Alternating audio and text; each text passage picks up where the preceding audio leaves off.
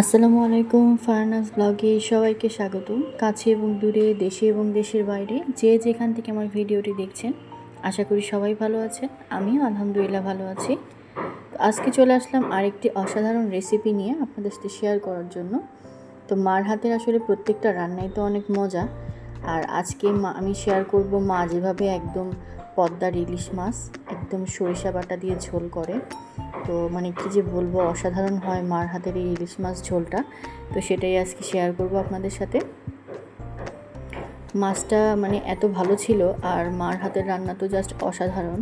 তো মা যেভাবে একদম ঝটপট সরিষা বাটা দিয়ে একদম টাটকা মাছ ঝোল করে, তো সেটাই আজকে আপনাদের সাথে শেয়ার করব। আশা করি আপনাদের ভিডিওটি ভালো লাগবে। তো ভিডিওটি ভালো লাগলে অবশ্যই আমার চ্যানেলটি সাবস্ক্রাইব করে সবাই পাশে থাকবেন। তো এই যে আপনাদের ভাইয়া বড় সাইজের ইলিশ মাছ নিয়ে আসছিল। মাছগুলো একদম তাজা ছিল, দুইটা মাছ। তো একটা আজকে মা রান্না করবে আর একটা ফ্রিজে রেখে দিব। মাছগুলো কিন্তু খুবই সুন্দর ছিল, দেখলেই বোঝা যাচ্ছে কতটা সুন্দর ছিল, আর একদম তাজা ছিল। খুবই সুন্দর ছিল মাছটা, একদম সকালবেলা যায় একদম ঘাট থেকে ফ্রেশ মাছ নিয়ে আসছে।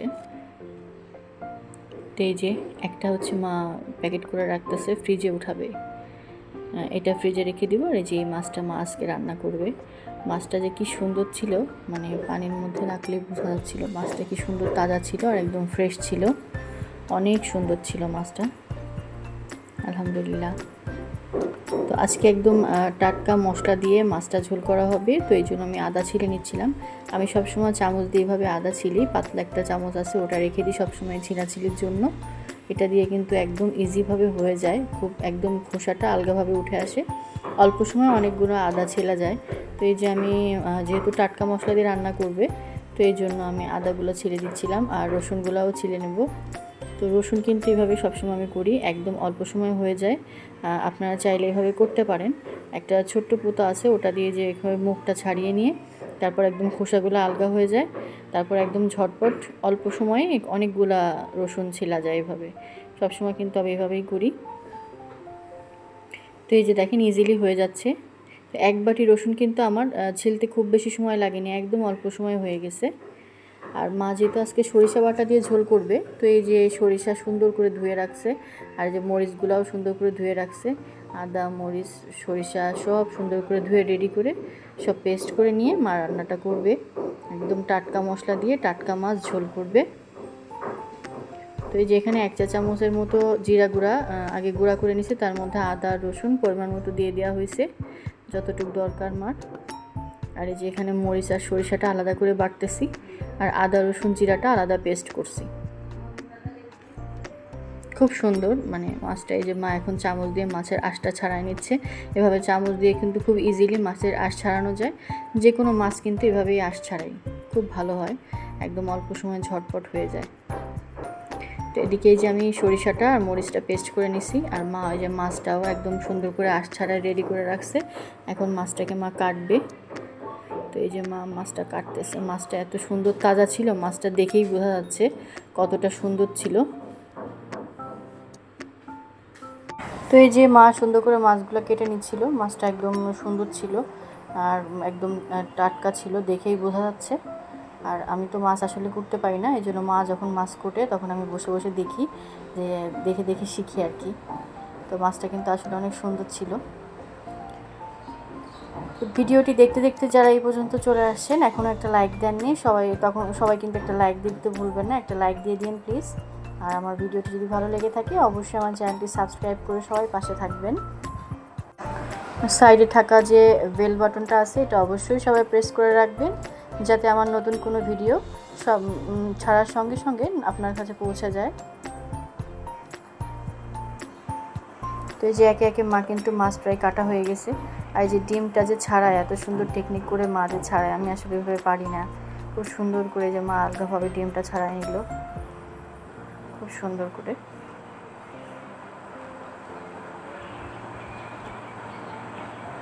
আসলে ইলিশ মাছ যে মাছের রাজা, মানে ইলিশ মাছ আসলে যে এত স্বাদ, সবচেয়ে মাছের সেরা মাছ হচ্ছে ইলিশ মাছ। আর এটা আসলে যে কোনোভাবে রান্না করলেই কিন্তু খুব ভালো লাগে। ভাজি করলেও ভালো লাগে, ভুনা করলেও ভালো লাগে, ঝোল করলেও ভালো লাগে, যে কোনো তরকারি দিয়ে রান্না করলে আসলে ইলিশ মাছ একদম সেরা। তো সবার কাছে আসলে খুব পছন্দ। তো একদম এই যে ইলিশ মাছ মা রান্না করবে যে একদম মিহি কুচি করে এই যে পেঁয়াজ কেটে দিছিলাম। ইলিশ মাছটা হাত মাখা করে রান্না করলে সবাই আসলে চেষ্টা করবেন একদম মিহি কুচি করে পেঁয়াজটা কাটার, তাহলে আর কি ভালো লাগে। তো পেঁয়াজটা দিয়ে দিল মা কড়াইতে, আর যে আদা রসুন আর জিরার যে পেস্টটা করে রাখা হয়েছিল তো সেটা এখন দিয়ে দিল।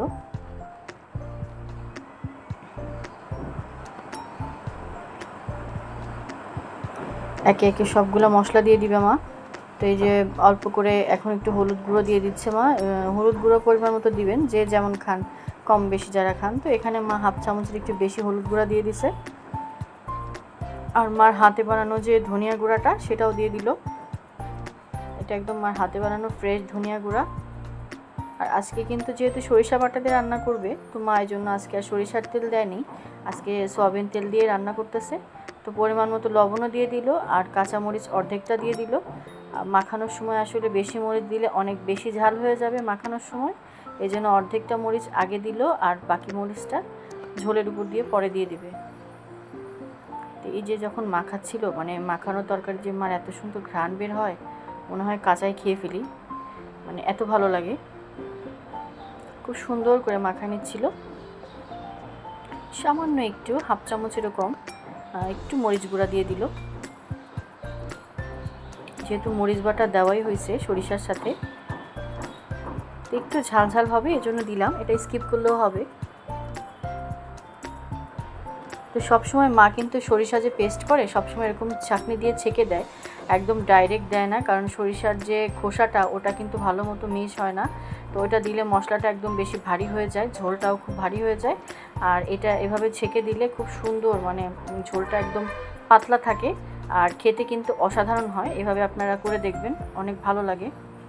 যে সবসময় মা সরিষা বাটা দিলে এইভাবে একটা ছাঁকনি দিয়ে ছেঁকে তারপর ইয়েটা দেয়, সরিষা বাটার যে পেস্টের যে রসটা সেটা দিয়ে দেয়, ডাইরেক্ট খোসা সহ একদম পুরো পেস্টটা দেয় না। এভাবে ছেঁকে দিলে আসলে ভালো হয়। তো এই যে মশলার মধ্যে মা একে একে মাছগুলো দিয়ে দিয়ে সুন্দর করে মাখায় নিচ্ছিল। কি যে লোভনীয় লাগতেছিল, মানে অসাধারণ লাগতেছিল, আর অনেক সুন্দর ফ্লেভার আসতেছিল যখন মাখানো তরকারি, তো অনেক সুন্দর একটা ঘ্রাণ বের হচ্ছিল।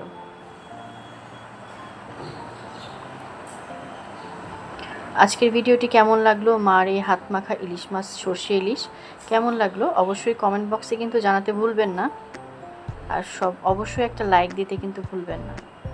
তো এই যে একে একে মার সবগুলো মাছ কিন্তু মাখানো হয়ে গেছে, এখন মা পরিমাণ মতো ঝোল দিয়ে দিবে। আজকে একদম পাতলা ঝোল রান্না করবে খুব মজা করে। এই যে বাকি সরিষাগুলোও এখানে প্রায় 2 টেবিল চামচের মতো সরিষা বাটা আর মরিচ একসাথে যে পেস্ট সেটা নিয়ে এরকম ছেঁকে দিচ্ছিল মা, ধুয়ে ধুয়ে পানি দিয়ে ব্লেন্ডারটা ধুয়ে সুন্দর করে দিচ্ছিল, যাতে এক ফোঁটাও মশলা লেগে না থাকে আর নষ্ট না হয়। আর এই যে ছেঁকে দিচ্ছিল, এক কাজে দুই কাজ। তো সুন্দর করে যে ছেঁকে রসটা দিয়ে দিচ্ছিল। দেখেন কতগুলা খোসা বের হয়েছে, এগুলো গেলে একদম মশলাটা ভারী হয়ে যায়, তো এই জন্য সবসময় এবার ছেঁকে দেয় না। এই যে এখন পরিমাণ মতো পাতলা ঝোল দিয়ে দিল, যে যেমন খান। তা আমরা আজকে একদম পাতলা ঝোল রান্না করবো, এই জন্য বেশি করে ঝোল দিয়ে দিছে মা। ইলিশ মাছের ঝোলটাই কিন্তু মজা লাগে সরিষা ইলিশের। আর বাকি যে মরিচটা ছিল সেগুলোও কিন্তু দিয়ে দিল।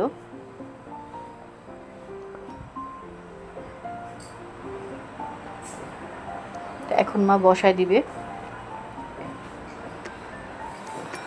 অসাধারণ লোভনীয় স্বাদের এই ইলিশ মাছ সর্ষে ইলিশ ঝোল বাসায় অবশ্যই আপনারা ট্রাই করবেন।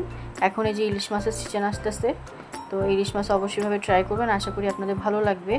অনেক অনেক স্বাদ হয় এভাবে।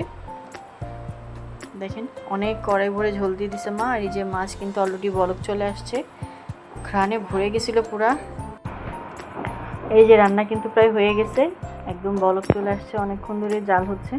আর মাছটার ঝোলটা কিন্তু একটু একটু কমে আসছে গাঢ় হয়ে, এই যে বেশ খানিকটা কমে গেছে, দেখতেই পারতেছেন অনেকটা নিচে নেমে গেছে ঝোল, আর একদম কালারটা চেঞ্জ হয়ে গেছে, অসাধারণ একটা কালার আসছে। তো আজকের রান্নাটা কেমন লাগলো অবশ্যই কমেন্ট করে জানাবেন, আর ভিডিওটি ভালো লাগলে অবশ্যই একটা লাইক দিবেন, আমার চ্যানেলটি সাবস্ক্রাইব করে সবাই পাশে থাকবেন। তো আজকে এখানেই বিদায় নিচ্ছি, সবাই ভালো থেকেন, আগামী ভিডিও দেখার আমন্ত্রণ জানিয়ে আজকের মতো আমি এখানেই বিদায় নিচ্ছি। আল্লাহ হাফেজ, আসসালামু আলাইকুম।